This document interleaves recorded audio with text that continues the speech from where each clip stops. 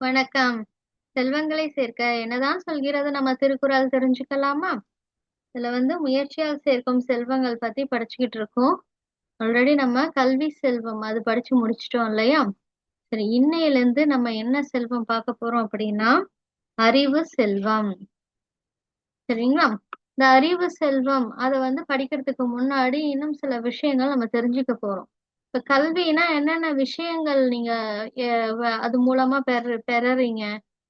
என்னென்ன மாரியான விஷயங்கள், என்ன மாதிரியான ஸ்டெப்ஸ் ஃபாலோ பண்றீங்க ஒரு எஜுகேஷன் அப்படின்னா?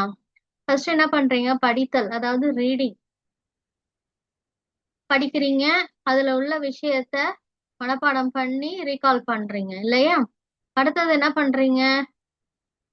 ஸ்டடியிங் கற்றல். சரிங்களா? சில பேர் இந்த ரீடிங்கோட நிறுத்திடுவாங்க. ஆனா அப்படி இருக்கக்கூடாது. அடுத்தது எதுக்கு வரணும்? ஸ்டடியிங் கற்றலுக்கு வரணும். கற்றல்னா என்னது? இப்ப படிச்ச ஒரு விஷயத்த புரிஞ்சுக்கிறது. அது என்ன சொல்ல வருது அப்படின்றத நம்ம புரிஞ்சுக்கிறது. சரிங்களா? அது என்ன மாரியான விஷயங்கள நமக்கு சொல்லித் தருது அப்படின்றத கற்கறது.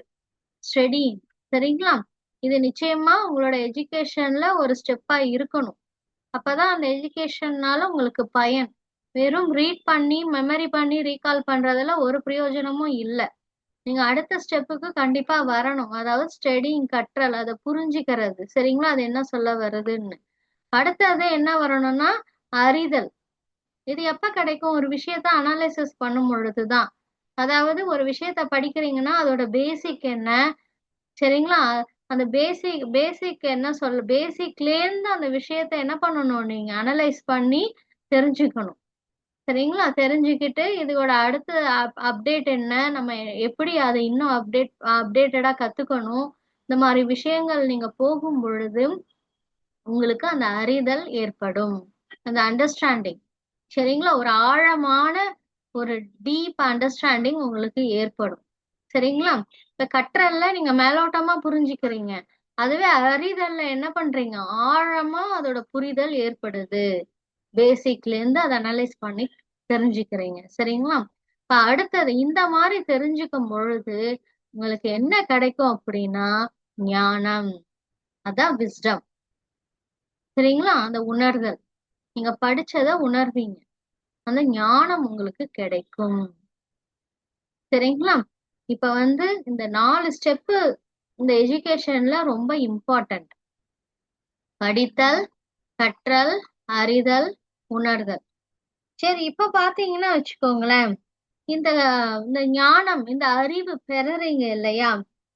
இதுதான் நம்ம என்ன சொல்றோம்னாக்கா, அ அ இந்த இந்த எஜுகேஷனோட ஒவ்வொரு ஸ்டெப்பா நம்ம சொல்லிக்கிட்டு வரோம். கடைசியா நமக்கு எது வேணுன்றதுக்காக பண்றோம். இந்த அறிவு நமக்கு கிடைக்கணுன்றதுக்காக தான் இத நம்ம என்ன பண்றோம்? இந்த ஸ்டெப்ஸ ஃபாலோ பண்றோம். சரிங்களா? இப்ப ஒரு விஷயத்த படிக்கணும்னா, அதுலேருந்து உங்களுக்கு என்ன கிடைக்கணும்? அறிவு கிடைக்கணும் இல்லையா? அந்த அறிவு உங்களுக்கு கிடைக்கலன்னா, அந்த எஜுகேஷனே என்னது? வேஸ்ட் தான். சரிங்களா? சரி, இப்ப நீங்க சொல்லுங்களேன். இந்த அறிவு செல்வம் தான் நம்ம இந்த இன்னையிலேருந்து படிக்க போறோம்.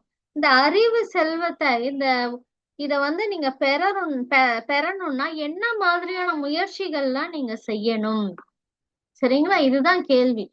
சரிங்களா? இந்த அறிவு செல்வம் இருக்கு இல்லையா? இத பெறணும்னா, நம்ம என்ன மாதிரியான முயற்சிகள செய்யணும்? இதுதான் கேள்வியா இங்க ஆன்டி வைக்கிறேன் உங்களுக்கு.